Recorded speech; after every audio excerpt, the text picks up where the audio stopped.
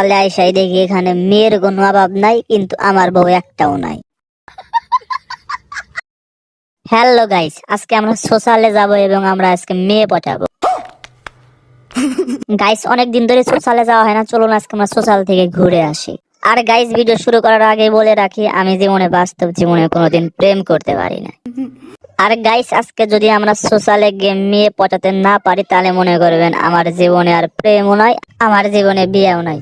আর guys আপনারা তো জানেন, বউ ছাড়া জীবন আর চাক্কা ছাড়া গাড়ি একই কথা। তো গাইস চলুন আমরা যাই সোশ্যালে এবং দেখি আমরা মেয়ে পটাতে পারি কি না। আর গাইস সোশ্যালে আইসাই দেখি এখানে মেয়ের কোনো অভাব নাই, কিন্তু আমার বউ একটাও নাই।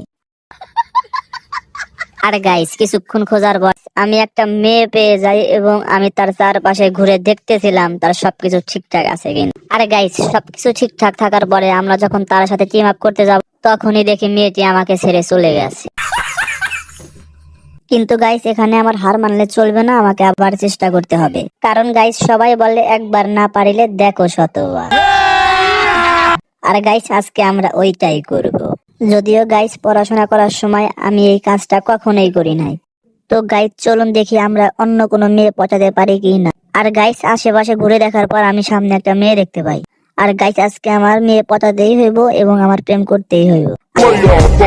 আর গাইস সামনে ওই যে ওই মেয়েটা, চলুন আমরা তার সাথে টিম আপ করি। আর গাইস মেয়েটা মনে হয় আমার সাথে টিম আপ করলো। গাইস এবার মনে হয় আমার জীবনে প্রেম আইলো। माफ करना मैं जो কিন্তু গাইস এটা কি, ও তো 12 ভাতারি। আর গাইস ও এই মাত্র আমার সাথে টিম আপ করলো এবং কেবল আবার অন্যজনের সাথে টিম আপ করতেইছে। তো গাইস গার্লফ্রেন্ড খুঁজতে খুঁজতে যখন আমি ক্লান্ত হয়ে যাই, তখন আমি সামনের দিকে একটু এগিয়ে যাই। তো গাইস সামনের দিকে এগিয়ে যাওয়ার পর আমি সামনে দেখতে পাই একটা মানুষ বসে আছে। আর গাইস আমি তার কাছ থেকে অনুমতি নিয়ে আমি তার কাছে বসে পড়ি এবং তার সাথে কথা বলে জানতে পারি সেও নাকি সোশ্যালে গার্লফ্রেন্ড খুঁজতে এসেছে। কিন্তু সে গার্লফ্রেন্ড না পেয়ে ক্লান্ত হয়ে এখানে বসে রয়েছে। গাইস আমাদের দুইজনের কথা শুনে আর একটা লোক আমাদের কাছে এসে বসে এবং গাইস আমি তার সাথে কথা বলে জানতে পারি সেও নাকি সোশ্যালে গার্লফ্রেন্ড খুঁজতে এসেছে। আর গাইস আমি তাদের সাথে কথা বলে একটা জিনিসই বুঝতে পারলাম, সোশ্যালে এসে গার্লফ্রেন্ড খোঁজা আর ছেলে মানুষের ডেলিভারি হওয়া একই কথা।